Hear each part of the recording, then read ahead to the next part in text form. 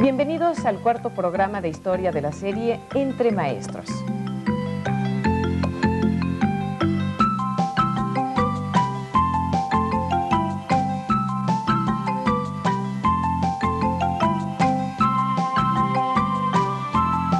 En este nuestro cuarto programa vamos a reflexionar sobre quiénes hacen la historia, un tema que nos involucra a todos. Quédese con nosotros.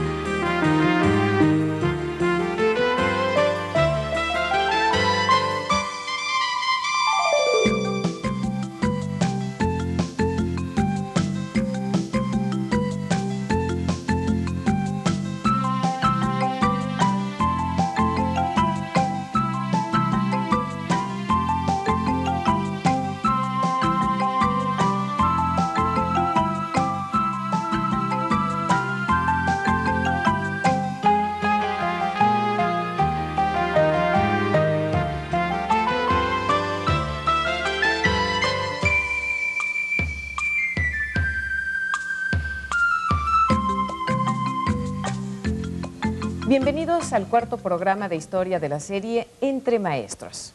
Para reflexionar sobre este tema, nos acompañan hoy el doctor Ira de Gortari Rabiela,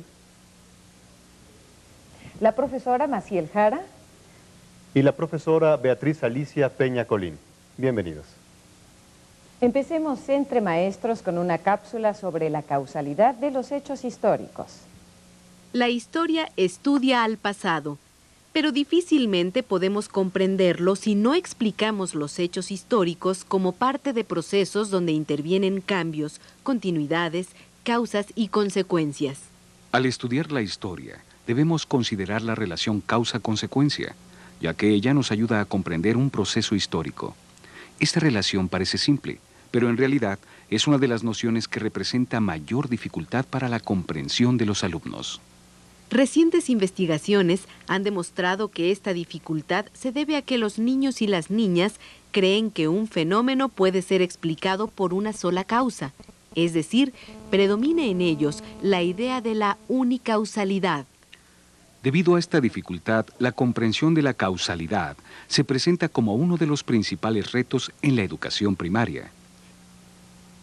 Es necesario que como maestros expliquemos que las causas de los hechos históricos son múltiples y que en algunos acontecimientos intervienen una combinación de causas internas y externas. Por ejemplo, la decadencia del Imperio Romano se debió al desgaste de sus estructuras sociales, políticas y económicas y a las invasiones bárbaras. Es importante desarrollar nociones y habilidades para que nuestras alumnas y alumnos puedan paulatinamente identificar las múltiples causas de los acontecimientos históricos. Como maestros, debemos propiciar que los alumnos y alumnas no solo describan los hechos históricos, sino que también los comprendan. Esto se puede fomentar a través de preguntas que los lleven a reflexionar en el qué, cómo, dónde y por qué. Acabamos de ver una cápsula sobre la causalidad. Al respecto, nos gustaría preguntar a nuestros invitados, doctor Ira, ¿qué entendemos por causalidad histórica? Bueno, yo creo que es un problema muy complejo, realmente. Quizás sea uno de los puntos más delicados en la explicación histórica. Sin duda, lo que tendríamos que buscar en cualquier proceso, en cualquier sociedad, es cómo cambia. Y si nosotros lo vamos un poco asumiendo como una experiencia personal, quizás empecemos a entender más qué es la causalidad. Por ejemplo, a mí me gustaría que pensáramos en qué significa el lugar donde vivimos, cómo cambia. Sea una ciudad, una pequeña población, una gran ciudad. Y si nos ponemos a pensar en nuestra experiencia cotidiana, nos damos cuenta que esta ciudad, esta población donde vivimos, ha cambiado en el tiempo. Creo que uno de los puntos importantes de la causalidad es el tiempo. Y en ese sentido podríamos pensar que las ciudades cambian, nuestra población cambia. en la medida que hay toda una serie de elementos muy diversos que explican cómo cambia. El crecimiento, más gente, menos gente, la apertura de calles, la llegada del agua, la llegada de la electricidad, o en otro caso, los tranvías, los transportes, la iluminación, etcétera, etcétera. Los aspectos de la ciudad, la fisonomía, etcétera. Todos son una serie de elementos que nos explican cómo una ciudad o una población va cambiando. Y en ese sentido tenemos un conjunto múltiple de factores, causas, que son los que de alguna manera nos explican cómo está cambiando una ciudad, una población. Y esto lo podríamos explicar no solo para eso, podemos llegar a un problema mucho más complejo. Las sociedades están formadas por ciudades y de esa manera nos podemos ir dando cuenta cómo realmente de una manera muy clara hay toda una serie de elementos que hacen que las ciudades, nuestra población o nosotros mismos cambiemos. Realmente la idea de que hay una causa única, evidentemente si lo pensamos un poco, no es sostenible. En ese sentido, creo que nuestra experiencia cotidiana los puede mostrar. Terminaría diciendo, si nosotros contemplamos la calle donde vivimos, nos vamos a dar cuenta que en una generación, si les preguntamos a nuestros padres, si tenemos abuelos y les volvemos a preguntar, nos damos cuenta que hay toda una serie de elementos que van cambiando, las casas cambian, antes no había pavimento, ya hay pavimento, etcétera, etcétera. Yo creo que en ese sentido la historia se entiende más claramente si vamos a la vida cotidiana. Y en ese sentido, en la vida cotidiana también hay múltiples factores, múltiples causas. Gracias. ¿Alguien quiere agregar algo más al respecto? Yo quisiera comentar que para mí la causalidad es la esencia de la historia. Si atrapamos la causalidad de los procesos, entonces atrapamos la historia, porque podemos capturar el ritmo del cambio, el ritmo del movimiento, la participación de los actores, las grandes masas, los grupos de vanguardia, la relación que hay entre ellos. Si logramos que nuestros alumnos y nuestras alumnas penetren a la historia en esa búsqueda de las relaciones que se dan entre lo que sucedió antes, lo que está sucediendo ahora y lo que puedo proyectar además como parte de esa historia, entonces estamos metiéndonos en el hilo conductor de la misma. Muy bien. ¿Beatriz? Sí, yo concluiría diciendo que sin explicaciones causales la historia es incomprensible. Muy bien. Pues vamos a pasar a la siguiente pregunta. ¿Por qué es importante que nuestros alumnos comprendan la causalidad, Miriam? Es importante porque así hacemos que la historia la vivan. Puedan adentrarse en un momento histórico, llevarlos con imaginación, a que puedan vivir los trajes, los ambientes, los recursos para transportarse, las producciones. Al adentrarse en el ambiente histórico, entonces ellos pueden ir construyendo estas nociones psicológicas, entre ellas la causalidad, que pueden llevarlo de lo concreto, de lo que tengo presente, de lo que puedo ver, hacia la imaginación, hacia el pensamiento abstracto, que me permita entonces ir articulando estas relaciones que se dieron entre cómo se construían las ciudades, cómo vivían, cómo se transportaban. Entonces, la importancia de la noción de la causalidad es hacer que vivan la historia. De otra manera tendrían a la historia afuera, tendrían una memoria, pero una memoria sin comprensión, como decía Beatriz, porque la historia no renuncia a la memoria, pero es una memoria vivida porque uno ya penetró en el proceso histórico, ya lo pudo palpar, ya lo pudo sentir y entonces sí lo puede comprender. Muy bien. Ira. Yo añadiría un asunto que quizás nos preocupa siempre cuando se enseña la historia, que sería básicamente, yo creo que durante mucho tiempo se pensó, y esto necesariamente tenía sus problemas, en los grandes hombres. Entonces hemos heredado una gran historia donde los grandes hombres deciden, y por cierto hombres, mujeres muy pocas, donde los grandes hombres deciden las cosas. Yo creo que esto definitivamente era una manera de ver la historia, porque tenemos que pensar que la historia también se ve de maneras diferentes. Las generaciones cambian la manera de ver la historia. Y en ese sentido, en los últimos tiempos, afortunadamente diría yo, los grandes hombres siguen siendo importantes, como las grandes mujeres. Pero esto no se pueden explicar si no están en un contexto donde estos grandes hombres y mujeres viven en una sociedad donde, por ejemplo, es importante entender el cambio que ha ocurrido en nuestro país en los últimos años, de un país, por ejemplo, que era rural, donde, por ejemplo, los agricultores, los campesinos, etcétera, tenían una gran importancia. Y ellos, de una manera u otra, eran un factor importantísimo de cambio, de causalidad de cambio. Hemos cambiado. Ahora las ciudades vivimos, sobre todo en el mundo urbano. También esto ha cambiado. Y ahí también hay dirigentes de la política, dirigentes sociales, etcétera, que también de alguna manera entienden el cambio. Pero no se pueden explicar sin duda más que desde su punto de vista social. Creo que esto ha cambiado. En ese sentido, las miradas sobre la historia son distintas. Hemos pasado, insisto, de una historia donde los hombres y las mujeres, los grandes hombres, aparentemente hacían la historia. Pero si nosotros volvemos a estudiar, por ejemplo, algo que nos es importante, la independencia. La independencia, sin duda, no podemos quitarle de una manera el valor a muchos de sus principales dirigentes. Pero también tendríamos que estudiar qué era la sociedad previa a la independencia, qué pensaba la gente, cómo vivía la gente. Y en ese sentido nuestra mirada vuelve a cambiar. Creo que esto últimamente ha logrado cambiar a los maestros, a los que enseñamos historia. Y evidentemente, si lo pensamos, no son gentes tan distintas a nosotros y también comen, sufren, se divierten, etcétera, etcétera. Yo creo que en ese sentido nuestra mirada, eso es lo creo que es más importante, sobre la historia ha cambiado. Muy bien, ¿algún punto más para redondear todos estos Bueno, conceptos? creo que como maestros, maestras, nos toca jugar un papel importante en ese proceso de enseñanza-aprendizaje para permitir que el chiquito vaya desarrollando estas nociones. Y bueno, para ello es conveniente cuestionarlos en función de palabras como qué ocurrió, por qué ocurrió, situaciones que hagan que él vaya motivándose, ¿verdad?, a la reflexión y que permita que se den cuenta de que el presente, sus ventajas, sus problemas, no son otra cosa que consecuencia del pasado. Muy bien, y entonces es lo que había dicho Miriam, ¿verdad? Se empieza a articular. Así es. Bien, muchas gracias. En un momento regresamos.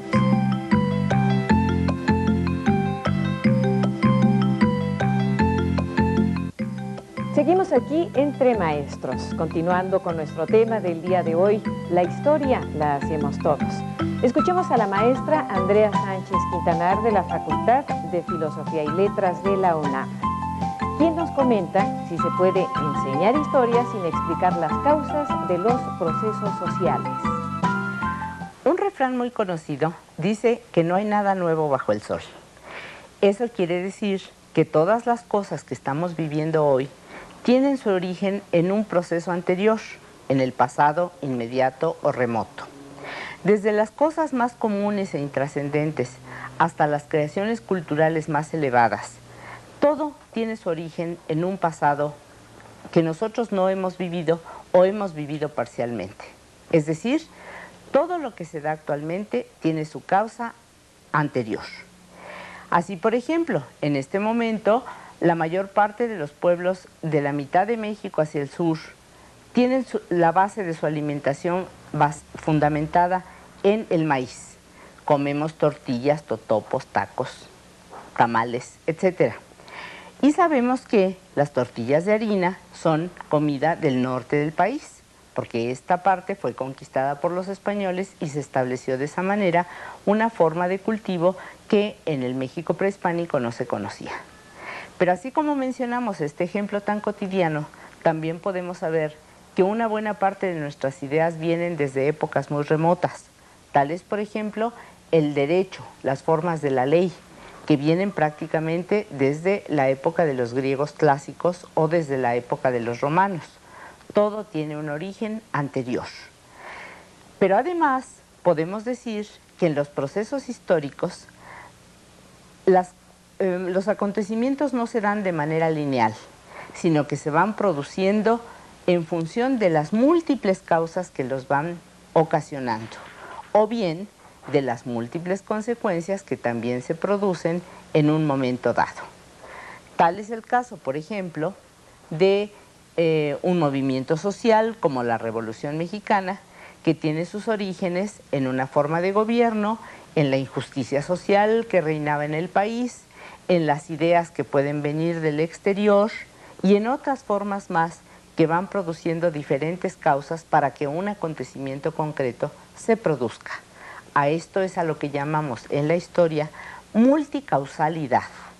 Es necesario que todos nosotros sepamos que todas las características de la vida contemporánea van a producir a su vez repercusiones en el futuro, puesto que podemos decir que el presente es el pasado del futuro. Aquí, entre maestros, veamos la siguiente cápsula sobre la comprensión de la multicausalidad.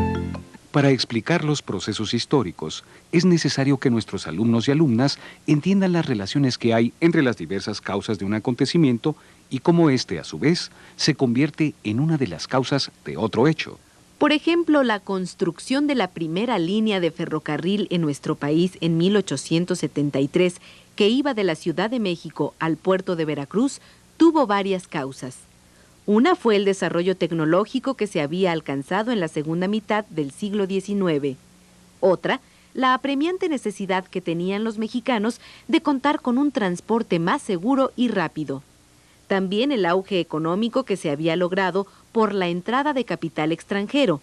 Además, un mundo que se industrializaba rápidamente y leyes que favorecieron el intercambio comercial.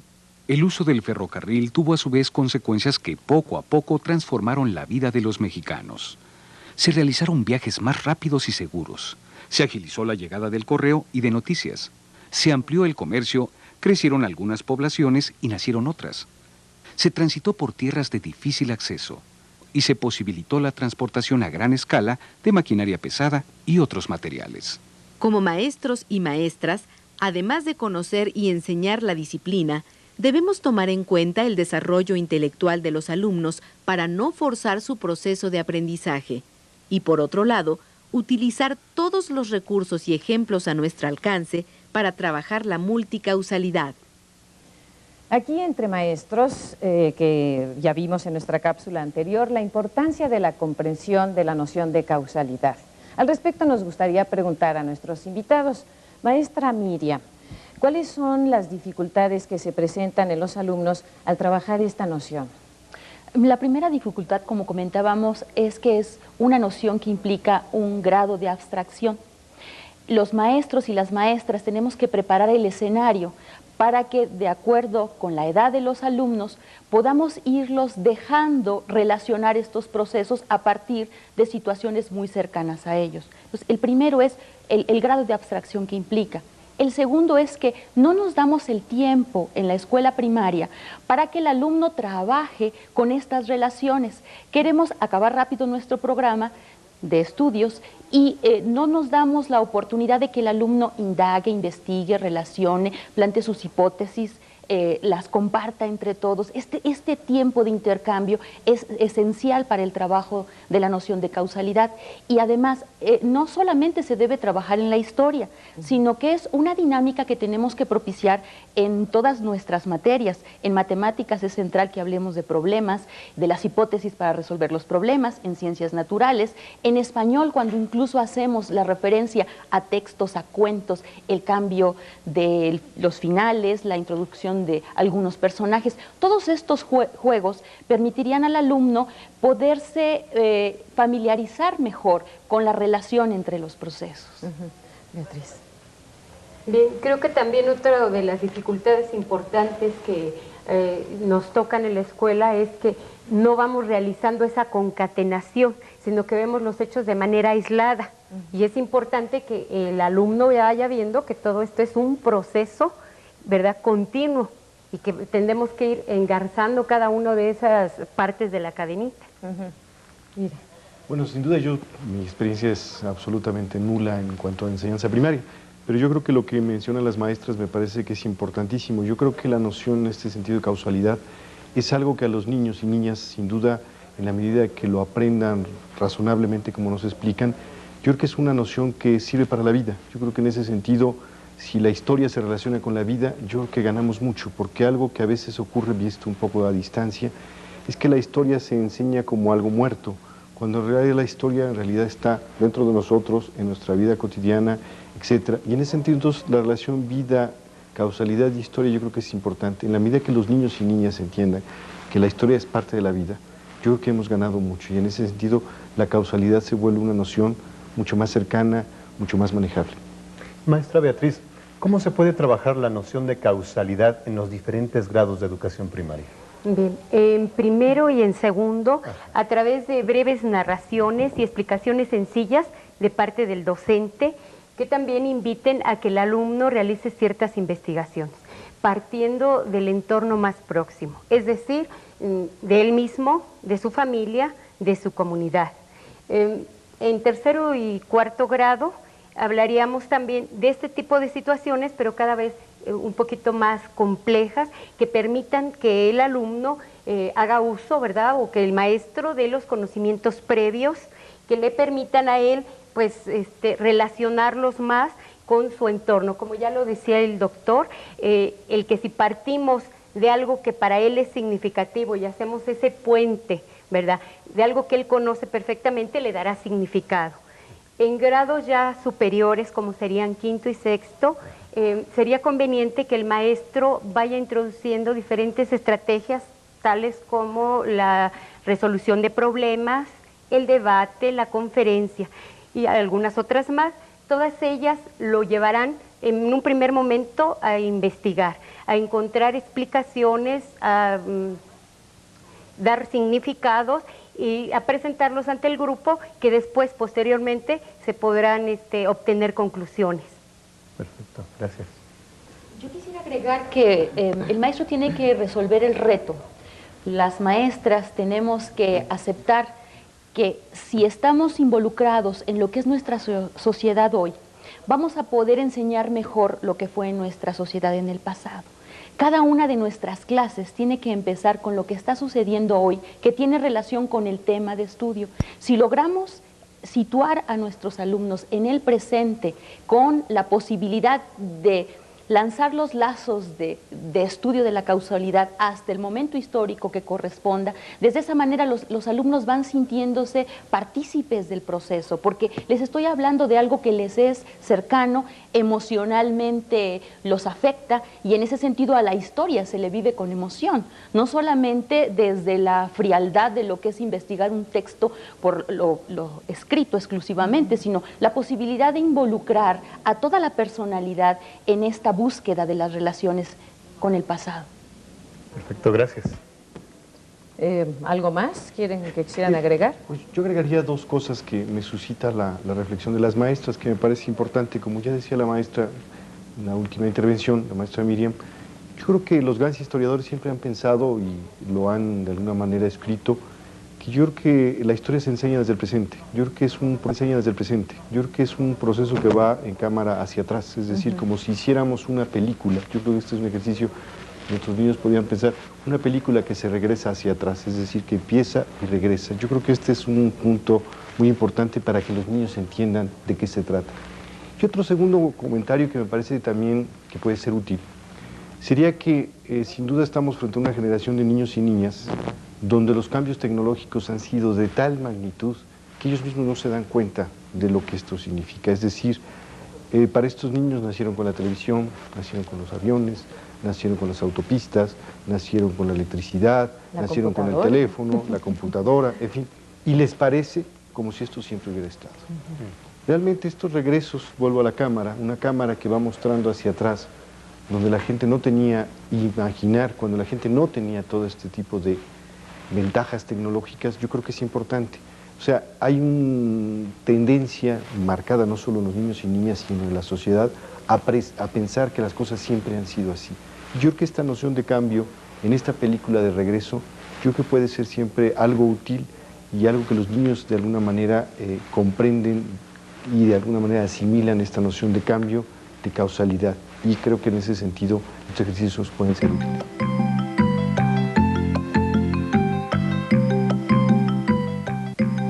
Estamos de regreso Entre Maestros. En nuestros primeros dos segmentos abordamos el tema de la multicausalidad. Ahora los invitamos a reflexionar con el tema de nuestra siguiente cápsula. ¿Quiénes hacen la historia? La enseñanza tradicional de la historia consistía en memorizar hazañas político-militares y estudiar las acciones de los grandes héroes. En los textos solo figuraban personajes que por su liderazgo, habilidad o conocimiento debían ser recordados. Sin embargo, esta forma de enseñanza ha cambiado. Ahora también se busca explicar y comprender la participación de grupos sociales, mujeres, hombres, niñas y niños que a través de sus costumbres, sus pensamientos y sus formas de actuar han construido la historia. Actualmente en el estudio de la historia cobran importancia aspectos como las mentalidades, los hábitos, el vestido, los avances tecnológicos, las tradiciones y todos aquellos elementos que se refieren a la vida cotidiana de los seres humanos, temas que amplían las posibilidades para la enseñanza de la historia. Ahora los maestros y las maestras, a través de esta diversificación de conocimientos, podemos realizar clases amenas al reconstruir otros aspectos interesantes del pasado. A partir de la historia de la vida cotidiana, podemos conocer cómo vivieron los hombres de otros tiempos, cómo trabajaban o cómo se divertían. Estos aspectos permiten mostrar a los alumnos que en la historia participamos todos. Los maestros debemos propiciar que los alumnos y las alumnas se reconozcan como partícipes de la historia.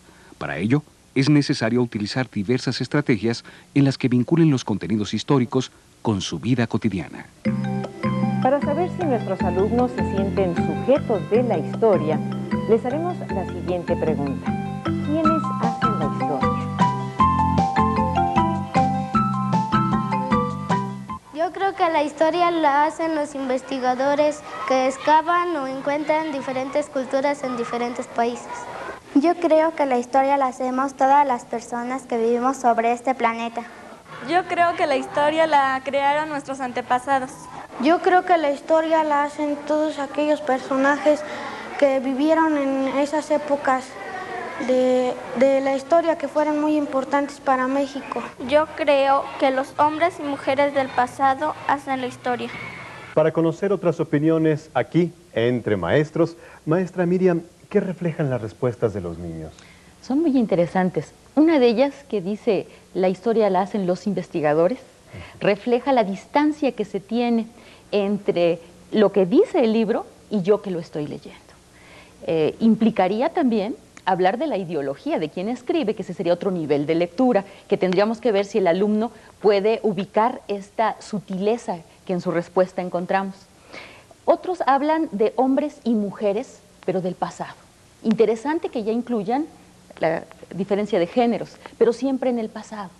Otro dice todos, pero quizá la pregunta es, ¿yo estoy en ese todos? ¿Nosotros estamos en ese todos? ¿O son todos los que estaban antes que yo?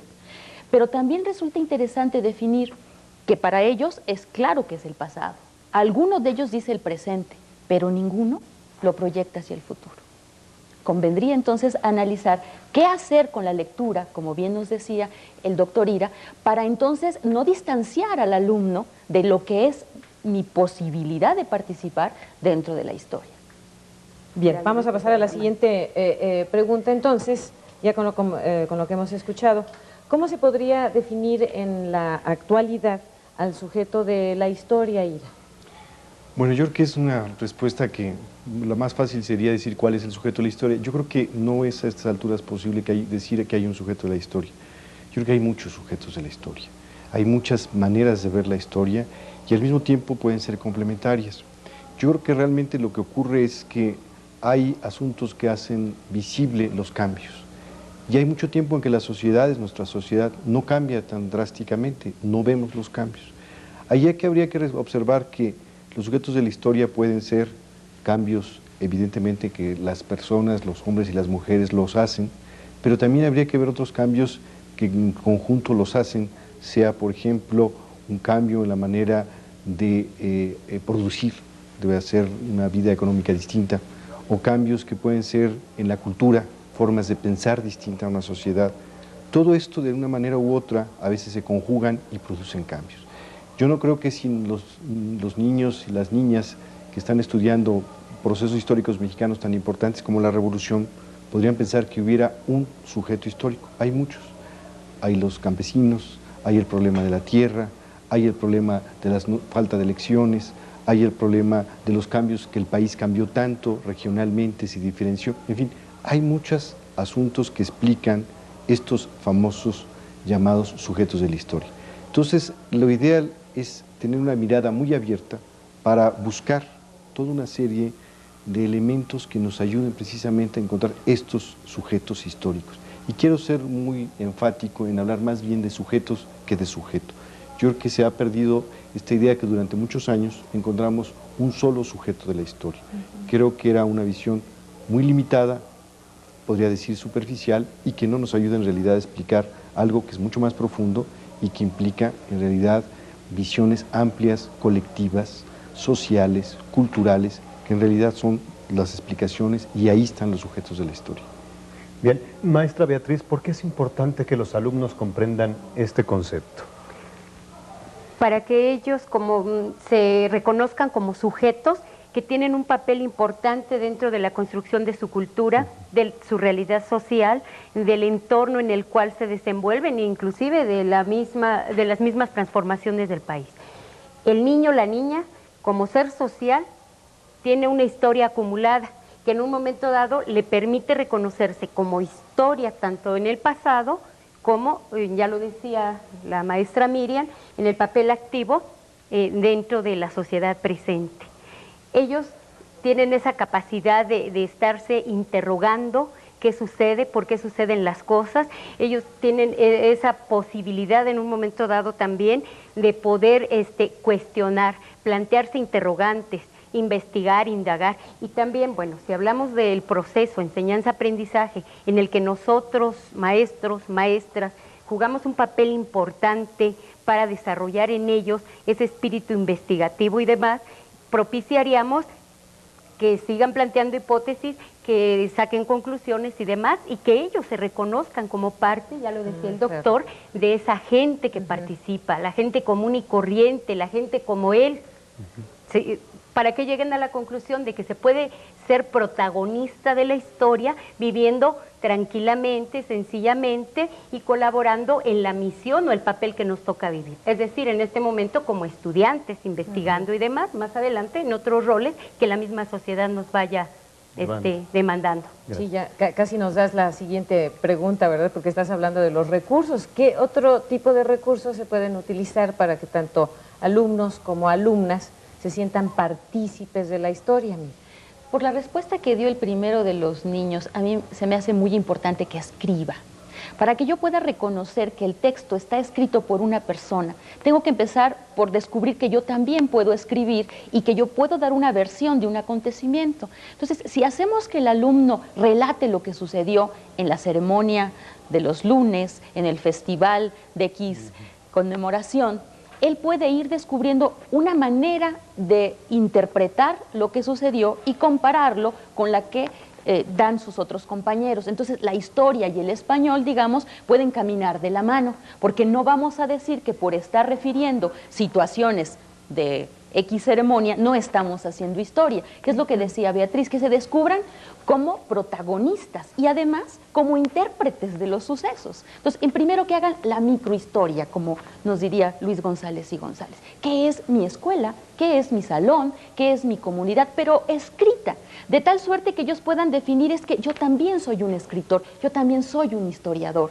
y puedan entender que la historia escrita difiere de la historia vivida, porque depende de quién la refiera, cómo va a estar escrita, y en ese sentido va a poder contrastar diferentes fuentes de información y poder decidir, bueno, los argumentos de esta manera de explicar la historia me convencen más que estos otros, y que son seres humanos los que escriben la historia, igual que seres humanos los que hacemos la historia, en la medida en que reflejemos lo que estamos viviendo.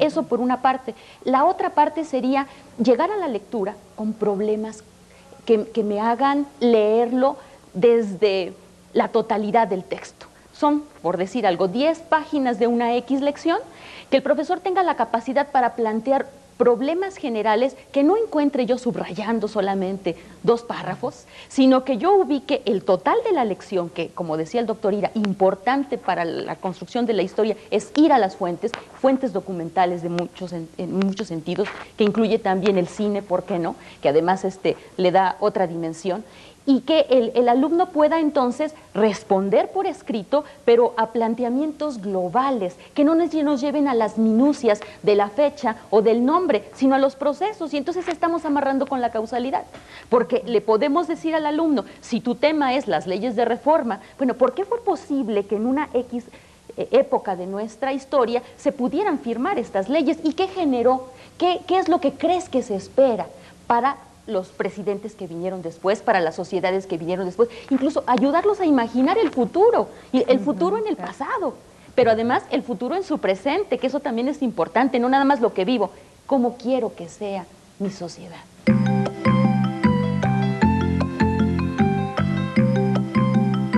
Ya estamos de nuevo con ustedes entre maestros. Ahora veamos una experiencia con los alumnos de cuarto grado de la escuela Narciso Ramos Galicia. ¿Quién de ustedes me puede hablar sobre el significado de independencia? Ser igual. Ser igual. ¿Alguien me puede decir? Ser separado de un país. Yo he oído hablar que la independencia luchó un cura que se llamó Hidalgo, luchó para ser libres.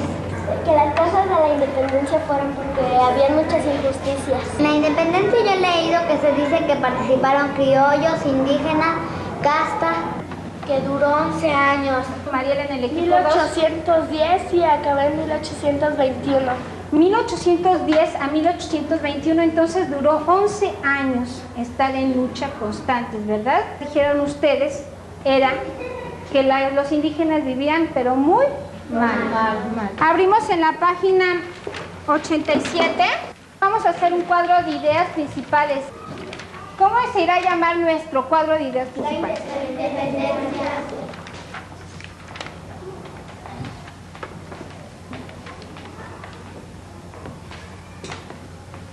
¿Qué pasaba en la Nueva España en ese entonces? A ver, equipo 2, Daniela. Había mucha desigualdad. Había desigualdades. José Bonaparte, entonces, ¿qué hizo? Quitó el rey. ¿Él fue? ¿José Bonaparte lo quitó? Además, con la falta del rey legítimo, muchas personas se animaron a que podía haber otras formas de gobernar. ¿Qué es conspiración? Es cuando alguien se reúne para planear algo contra alguien. En la independencia hubo una conspiración muy importante. ¿Y quiénes intervinieron en esa conspiración? Criollos, doña Josefa. A ver, chaparros, con todo lo que ya leyeron, con lo que ya vimos, con nuestro cuadro de ideas, ¿podremos hacer un guión? Sí. ¿Qué les parece hacer un guión y hacer títeres con bolsas de papel? Sí. ¿Están de acuerdo? Comenzamos, manos a la obra.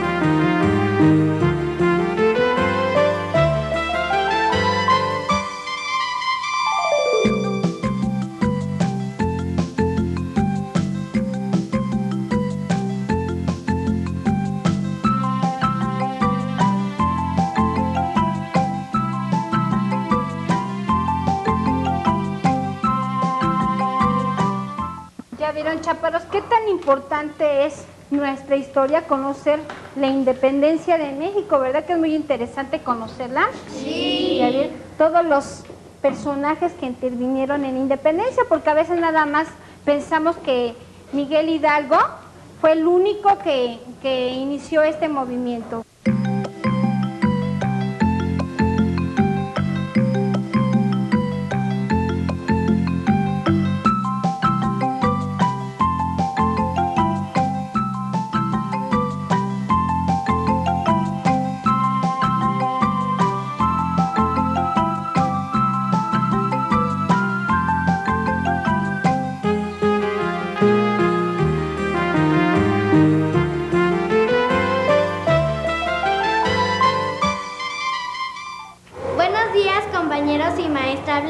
Nuestra obra será La conspiración de Querétaro y el grito de Dolores. Algunos criollos comenzaron a reunirse en secreto para planear cómo cambiar el gobierno virreinal. En 1810, Miguel Hidalgo y José Ortiz de Domínguez empezaron a reunirse con algunos militares.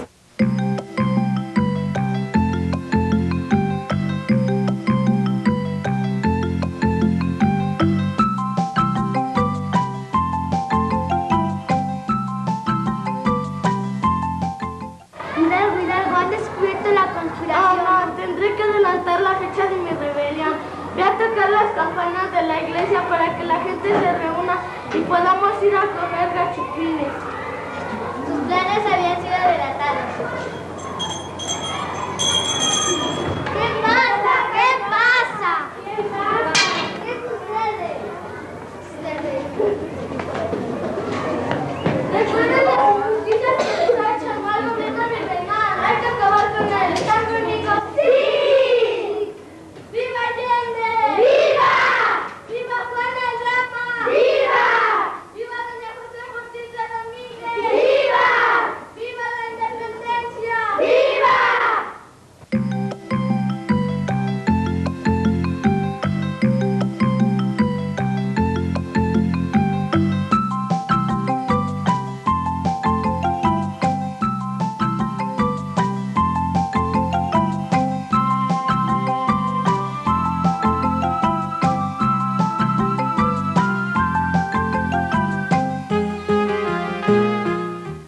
Para concluir, ¿qué ventajas tenemos de que la independencia se haya logrado? ¿Alguien me puede decir? Somos ya libres, tenemos libertad y podemos expresarnos. ¿Quiénes intervinieron para que se lograra esta independencia? Indígenas, muy bien. Criollos, mestizos y castas. A ver, hemos acabado con nuestro tema de la independencia. Y un aplauso porque lo hemos hecho muy bien. Regresamos aquí entre maestros y en esta actividad se aprecian varios aspectos interesantes. Y Beatriz, pues yo quería preguntarte, ¿qué otras estrategias se pueden desarrollar que el alumno se sienta parte de la historia? Bien, pues una sería la recolección de fotografías, organización de las mismas y la presentación, ¿verdad? Y el sentirse el protagonista es importantísimo para los chiquitos, las niñas, los niños. La elaboración con todas sus bondades que tiene la línea del tiempo personal y luego, bueno, pasar a una elaboración de línea de tiempo convencional hasta llegar a la histórica en ese proceso. La redacción de la biografía, elaboración también de árbol genealógico, la utilización de historias de vida, de los diarios, que todas ellas nos dan cuenta de los protagonistas, ¿verdad?, de la gente. Por ejemplo, también la utilización del juicio al personaje del pasado, la carta al personaje del pasado, en donde el niño le va a dar cuenta de cómo han cambiado las cosas, de cuando él existió y ahora todo lo que tenemos y cómo en ese proceso tenemos cambios, rupturas, continuidades.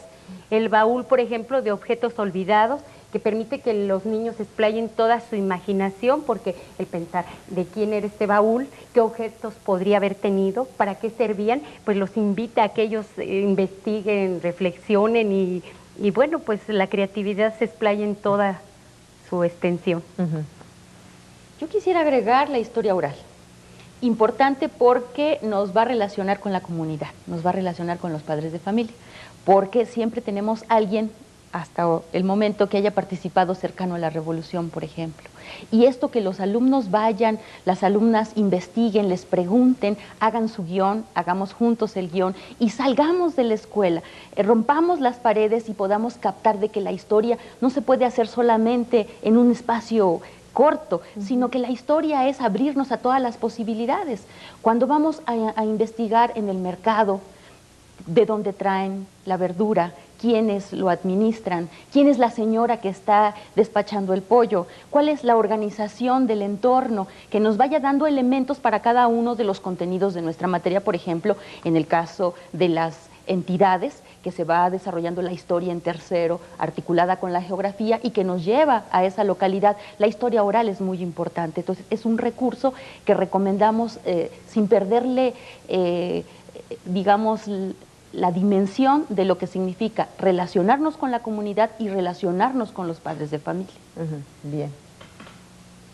Bueno, yo, más que un método, alguna sugerencia muy específica, yo creo que hay una cosa que nos preocupa, un asunto que nos preocupa siempre a todos y se refleja inclusive en los comentarios de algunos de estos niños y niñas que nos comentaban que pensaban sobre la historia, que hacía la historia. Creo que hay un punto que yo creo que hay que hacer siempre énfasis, es decir, creo que es importante no dejar de pensar en los grandes hombres que de alguna manera han sido importantes en cualquier historia, en la historia de México, sin duda. Pero yo creo que también los niños y niñas tendrían que reflexionar de alguna manera entre en sus casas, en sus gentes, quiénes son, qué hacen, simplemente en el siguiente sentido, es decir, buena parte de lo que hacemos es colectivo. Y en ese sentido, en la historia es una parte de la historia es colectiva, además de lo individual. Simplemente un asunto que los niños y niñas deberían enfatizarse más, porque creo que es importante, es quién hace simplemente, quién hizo la escuela, quién hizo la calle, quién hizo la ciudad.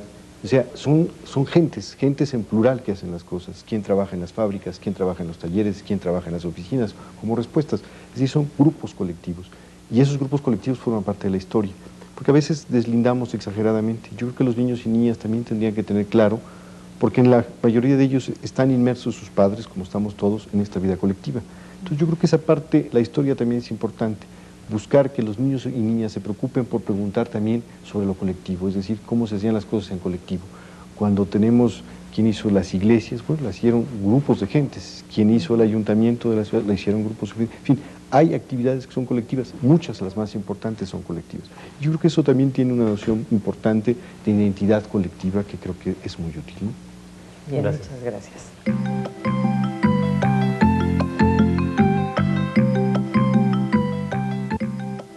Estamos de regreso aquí, Entre Maestros. Hoy hemos reflexionado acerca de quiénes hacen la historia.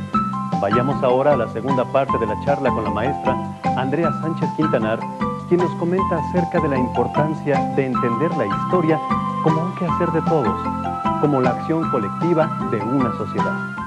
Es muy importante señalar que la palabra historia en español se refiere a dos elementos distintos.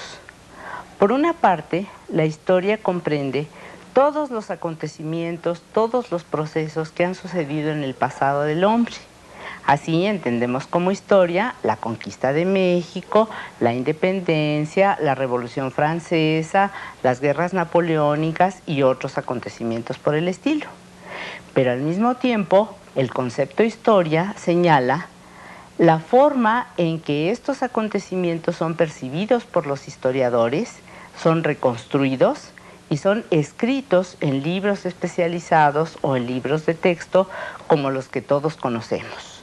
Así entonces, el concepto historia señala por una parte el acontecer histórico y por la otra el conocimiento de la historia.